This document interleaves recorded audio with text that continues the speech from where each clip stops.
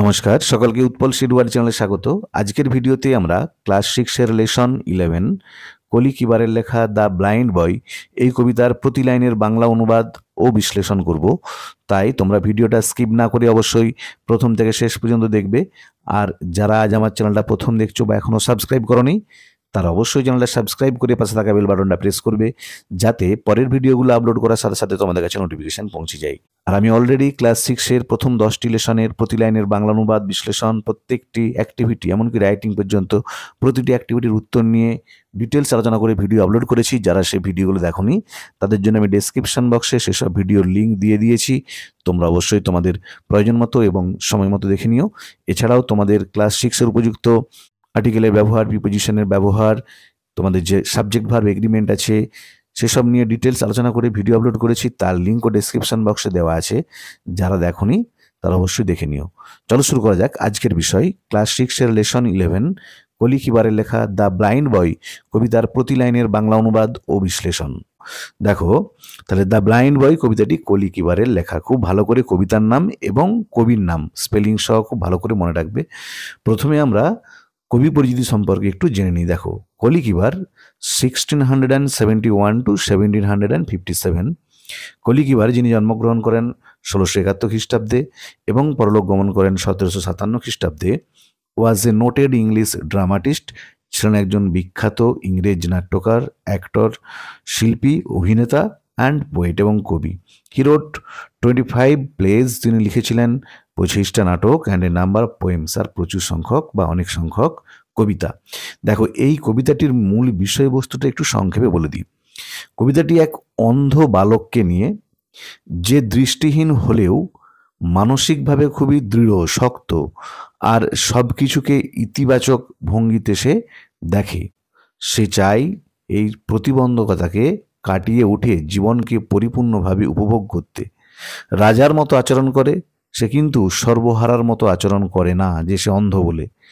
এই প্রতিবন্ধকতা তার জীবনকে চালিত বা নষ্ট করতে পারে না। এটা হচ্ছে মেন বিষয়বস্তু এই কবিতার। এরপর আমরা কবিতার প্রতি লাইনের বাংলা অনুবাদ করব।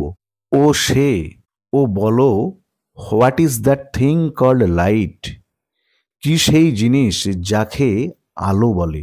কারণ ছেলেটি অন্ধ, সেই জন্য সে বলছে, বলো আমায় আলো কাকে বলে।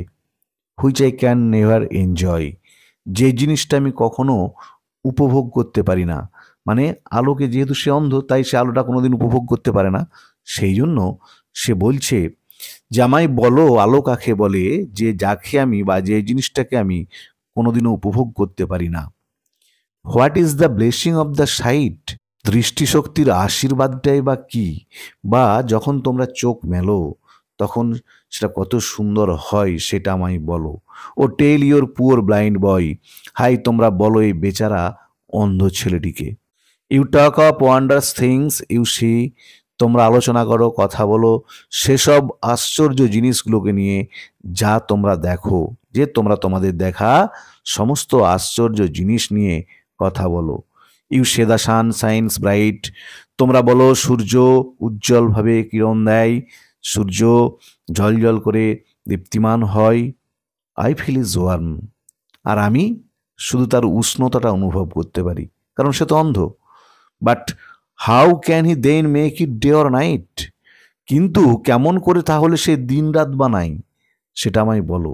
কারণ সে তো অন্ধ বালকটি, সেই জন্যই বলছে সূর্য তোমরা বলো খুবই উজ্জ্বলভাবে কিরণ দেয়, কিন্তু আমি তো কেবল তার তাপটাই অনুভব করতে পারি।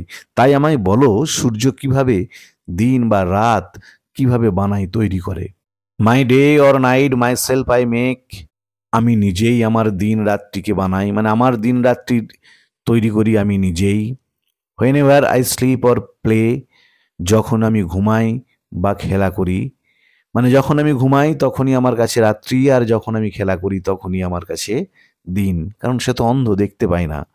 And could I ever keep awake with me to our always day, আর যতক্ষণ আমি জেগে থাকি, যে সারাদিন রাতের মধ্যে যতক্ষণ আমি জেগে থাকতে পারি সবটাই হচ্ছে আমার কাছে দিন।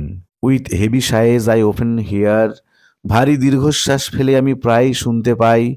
ইউ মোর্ন, তোমরা দুঃখ প্রকাশ করো, তোমরা কিসের জন্য? মাই হ্যাপলেস ও, আমার এই আনফরচুনেট যেটা দুর্ভাগ্যজনক শোকের জন্য যে আমি অন্ধ, তাই তোমরা আমার এই দুর্ভাগ্যের কথা ভেবে প্রায় দেখি তোমরা মোর্ন করো, বিলাপ করো। But sure with patience I can bear, কিন্তু ধৈর্য ধরে আমি ঠিকই পারবো সইতে a loss I never know, সেই ক্ষতিটাকে যে আমি কখনো জানি না, কারণ সে তো কোনোদিন দেখতে পায়নি। তাই দেখতে না পাওয়াটা যে কত বড় ক্ষতি সেটা সে কোনোদিনও অনুভবই করতে পারবে না। সেই জন্য বলছে, কিন্তু ধৈর্য ধরে আমি ঠিকই পারবো জানি সইতে সেই ক্ষতি যা আমি কোনোদিনও জানিই না। Then let not what I cannot have, তাহলে নষ্ট হতে দেবো না যেটা আমার নেই। আমি যা পাবো না সেটাকে আমি নষ্ট হতে দেবো না। মাই চেয়ার অফ মাইন্ড ডেস্ট্রয়, আমার আনন্দ বা মজাটাকে আমি কোনোদিনও নষ্ট হতে দেবো না। Whilst thus I sing I am a king, এভাবে যখন আমি গাই তখন আমি একজন রাজা। Although a poor blind boy, যদিও আমি এক বেচারা অন্ধ ছেলে। যে যখন আমি গান করি নিজেকে রাজা বলে মনে হয়, আমার কখনো কিন্তু খারাপ লাগা, কষ্ট লাগা তৈরি হয় না। কিন্তু রাজা মনে হলেও প্রকৃতপক্ষে আমি হচ্ছে একজন বেচারা অন্ধ ছেলে। এরপরে দেখো ওয়ার্ড নেস্ট, এখানে 4টে ওয়ার্ডের মিনিং দিয়ে আছে, এগুলো কিন্তু তোমরা খুব ভালো করে দেখে যাবে। ওয়ান্ডারাস মানে হচ্ছে বিস্ময়কর, যে স্ট্রেঞ্জ বা বিউটিফুল অ্যান্ড ইমপ্রেসিভ। মোর্ন মানে হচ্ছে বিলাপ করা, এক্সপ্রেস গ্রিপ। হ্যাবলেস মানে হচ্ছে যেটাকে বলা হয় দুর্ভাগ্য, মিসফরচুন। ও মানে হচ্ছে শরৎ, দুঃখ। তাহলে আজকের ভিডিওতে আমরা ক্লাস 6-এর লেসন 11 কলি কিবারের লেখা দ্য ব্লাইন্ড বয় এই কবিতার প্রতি লাইনের বাংলা অনুবাদ ও বিশ্লেষণ করলাম। ভিডিওটা ভালো লাগলে তোমরা অবশ্যই লাইক, শেয়ার ও কমেন্ট করে জানাবে। আর যারা নতুন দেখছো চ্যানেলটা, তারা অবশ্যই চ্যানেলটা সাবস্ক্রাইব করে পাশে থাকা বেল বাটনটা প্রেস করবে, যাতে পরের ভিডিওগুলো আপলোড করার সাথে সাথে তোমাদের কাছে নোটিফিকেশন পৌঁছে যায়। আর পরের দিন আমি দ্য ব্লাইন্ড বয় এই কবিতার শেষে যে অ্যাক্টিভিটিগুলো আছে তার উত্তর নিয়ে ডিটেলস আলোচনা করবো, তাই তোমরা অবশ্যই চ্যানেলটা ফলো করতে থাকবে। আর আমি ডেসক্রিপশন বক্সে আগের প্রত্যেকটা লেসনের যে প্রতি লাইনের বাংলা অনুবাদ, বিশ্লেষণ, অ্যাক্টিভিটি উত্তর নিয়ে ভিডিও আপলোড করেছি তার লিঙ্ক দিয়ে দিয়েছি। তোমাদের ক্লাসের প্রয়োজনীয় সমস্ত গ্রামারেরও লিঙ্ক দিয়ে দিয়েছি। তোমরা অবশ্যই তোমাদের সময় মতো দেখে নিও। ভালো থেকো সকলে, ধন্যবাদ।